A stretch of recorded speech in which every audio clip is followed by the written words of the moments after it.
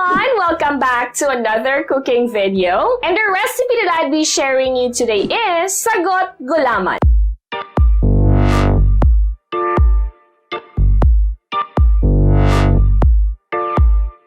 Yes! That's right. So since marami sa inyo ang nag-request if I can feature like a business idea or recipe na pang-business, this one is for you. So today, tuturuan ko kayo kung paano gumawa ng SAGO'T GULAMAN sa konting puhunan at siguradong malaki ang tubo. So if you're looking for new business ideas at home, please keep on watching. Here are the ingredients that you need sa paggawa ng SAGO'T GULAMAN.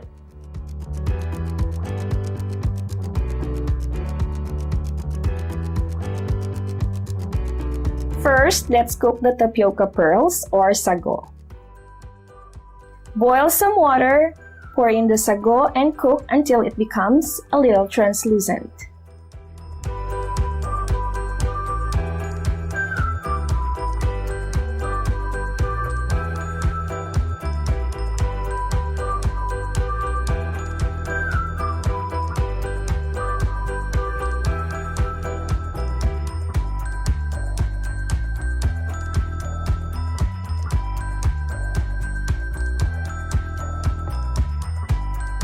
Then add about a cup of brown sugar and cook until sago is soft.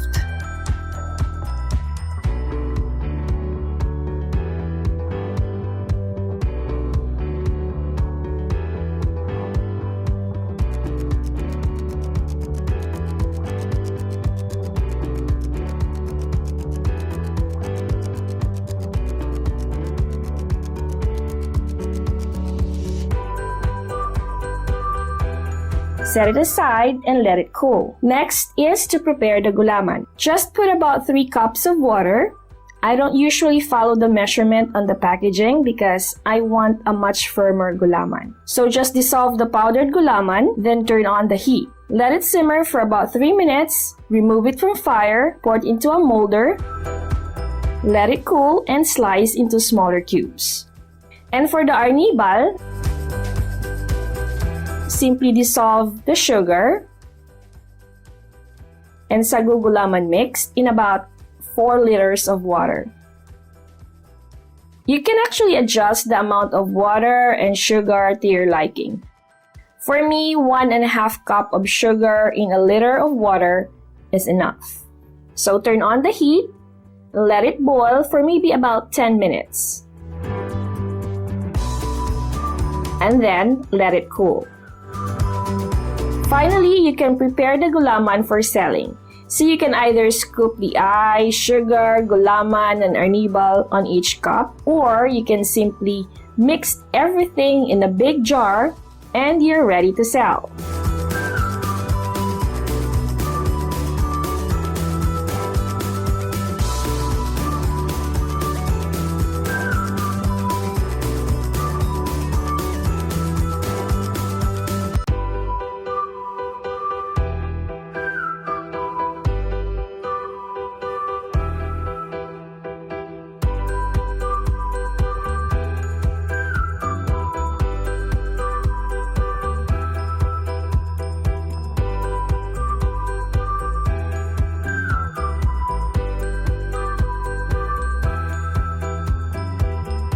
So there you have it, our SAGO'T GULAMAN. At sa mga gustong bumili ng Sago Gulaman mix nut, available po siya sa Shopee and I will put the link on the description below kung saang shop kayo pwedeng bumili. I hope you enjoy watching this video. As always, please don't forget to like and share. And for the complete recipe details, make sure to check on the description below. And of course, please don't forget to subscribe to our YouTube channel. Click on that little bell so you will get notified every time we upload a new video. You can also like and follow us on our Facebook page. We are also on Instagram, Twitter, and Pinterest. And for more recipe ideas and business ideas just like this, make sure to visit our website, www.delishph.com.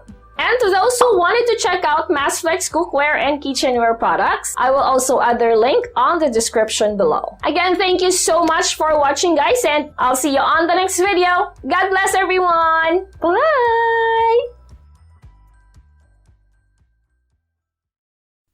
Massflex cookware and kitchenware for the love of cooking. Click the link on the description for more information.